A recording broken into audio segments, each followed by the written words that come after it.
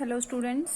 बेटा आप लोगों को पिछली वीडियो में जो है वो मैंने पर्सनल प्रोनाउन और उसकी तीनों काइंड्स के रिलेटेड एक्सप्लेन किया था। अब इस वीडियो में मैं आपको इनडेफिनेट प्रोनाउन और साथ में इंटेरोगेटिव प्रोनाउन के रिलेटेड जो है वो एक्सप्लेन करूंगी, वो समझाऊंगी।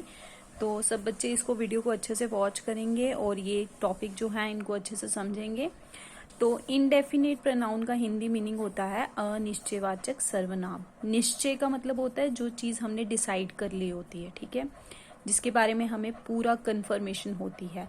लेकिन अनिश्चय हो गया जिसमें हमें पूरी कंफर्मेशन नहीं होती है, जो चीज सही तरीके से डिसाइड नहीं हुई होती है, ठीक है।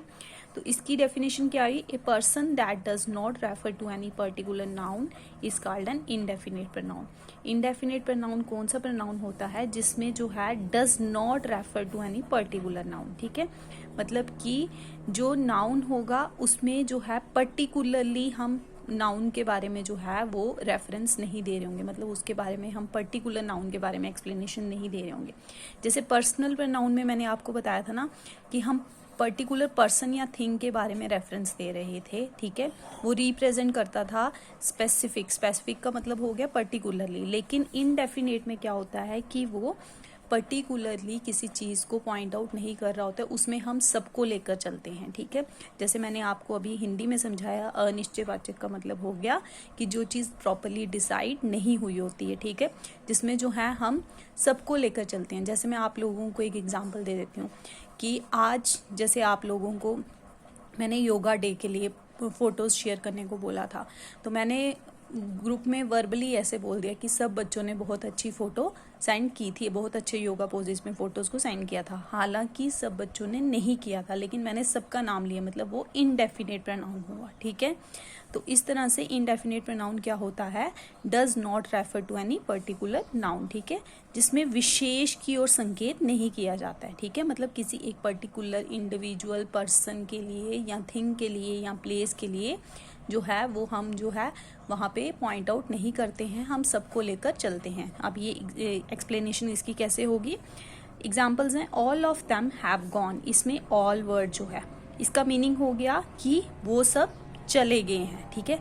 वो सब में लड़के भी आते हैं, लड़कियां भी आती हैं, बड़े भी आते हैं, छोटे भी आते हैं। अगर हम बोलते कि बॉयज आर गॉन तो पर्टिकुलरली हम बॉयज के बारे में बात कर रहे थे, लेकिन यहाँ पे हमने ऑल वर्ड यूज किया। ऑल का मतलब होता है सब, ठीक है, सब में हर कोई आ जाता है। तो ये कौन सा प्रोनाउन हो गया? इनडेफिनेट प्रोनाउन हो गया। इसी तरह से नेक्स्ट है somebody has knocked the door. कोई दरवाजा खटखटा रहा है। नॉक का मतलब होता है खटखटाना, ठीक है। कोई दरवाजा खटखटा रहा है, लेकिन अब कोई कौन है हमें वो नहीं पता है, क्योंकि हम घर के अंदर हैं। तो दरवाजे के बाहर वाली साइड से ही कोई दरवाजा खटखटाएगा, तो इट मीन्स समबॉडी का मतलब हो गया कोई। कोई का मतलब हो गया जिसके बारे में हमें एग्जैक्टली पता नहीं है कि वो कोई मेल है या फीमेल है या कोई एनिमल जो है वो डोर को नॉक कर रहा है। तो इसीलिए सम बॉडी वर्ड हमने यूज किया। इट मीन्स ये कौन सा नाउन हो गया? प्रोनाउन हो गया इनडेफिनेट प्रोनाउन। इसी तरह से नेक्स्ट एग्जाम्पल है, one should do once duty. इस लाइन का मतलब हुआ कि हर किसी को अपना काम जो है वो अच्छे से करना चाहिए। तो हर किसी मतलब हर किसी में वैसे ही या कोई लड़का भी आ सकता है, कोई लड़की भी आ सकती है। ये हम जनरली सबके लिए जो है वो वन वर्ड को यूज कर रहे हैं। इसी तरह से नेक्स्ट है सम आर बॉर्न गुड। कुछ लोग अच्छे ही पैदा होते हैं, मतलब वो शुरू से ही बहुत अच्छे होते हैं। तो कुछ लोगों में अब कोई भी आ सकता है, आप लोग भी आ सकते हो, हम भी आ सकते हैं, आपके रिलेटिव्स, आपके फ्रेंड्स, कोई भी आ सकता है। तो इट मीन्स सम वर्ड जो है वो सबके लिए यूज किया गया, ठीक है।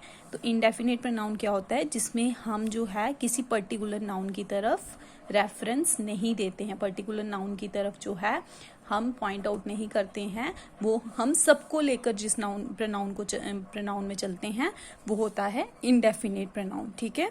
इसी तरह से मैंने आपकी कॉपी में भी कुछ लिखा हुआ, कुछ एग्जांपल्स लिखी हुई हैं नोटबुक पर भी।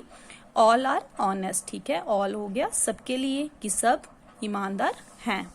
Someone has stolen my watch. किसी ने मेरी घड़ी चुरा ली है। स्टोलन का मतलब होता है चुराना। किसी ने मेरी घड़ी चुरा ली है, लेकिन वो कौन है वो हमें नहीं पता है। Serve the cake to everyone, ठीक है, केक जो है वो हर किसी को बांटो। लेकिन अब हर किसी में हर कोई आ जाता है, ठीक है। तो इसमें ऑल, समवन और एवरीवन वर्ड जो है वो क्या है, इंडेफिनिट प्रोनाउन, ठीक है। इसी तरह से स्टूडेंट्स अब नेक्स्ट जो काइंड है वो है इंटेरोगेटिव प्रोनाउन। इंटेरोगेटिव प्रोनाउन आप लोगों को पता ही है क्या होता है। इंटेरोगेटिव जो था वो आप लोगों ने पिछले जो है टॉपिक जब आपको करवाए गए थे तो उसमें भी आप लोगों को ये इंटेरोगेटिव वर्ड जो है वो समझाया गया था। और ये तो नॉर्मल वर्ड है, ये हम ऐसे भी अपनी लाइफ में इसको यूज करते ही रहते हैं, मतलब अपनी जब पढ़ाई कर रहे होते हैं। तो इंटेरोगेटिव का मतलब हो गया क्वेश्चन मार्क, ठीक है। तो इंटेरोगेटिव प्रोनाउन क्या हो गया, आस्क अ क्वेश्चन, जहां पे हम क्वेश्चन को पूछ रहे होते हैं वो हो जाता है इंटेरोगेटिव प्रोनाउन, ठीक है। इंटेरोगेटिव प्रोनाउन का प्रयोग प्रश्न पूछने के लिए किया जाता है, ठीक है। जब हम किसी से कोई क्वेश्चन पूछ रहे हो तब हम इंटेरोगेटिव प्रोनाउन का यूज करते हैं।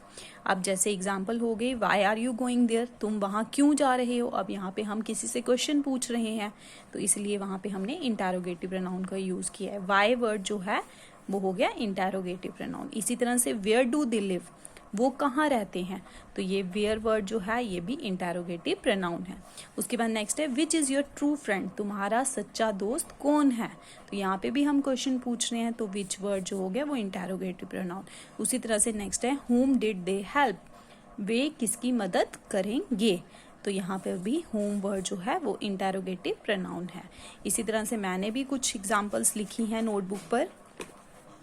Who is ringing the bell, bell कौन बजा रहा है, तो हु वर्ड जो है वो हो गया interrogative. Who is at the door, दरवाजे पर कौन है, तो यहाँ पर भी हु वर्ड जो है वो इंटेरोगेटिव है।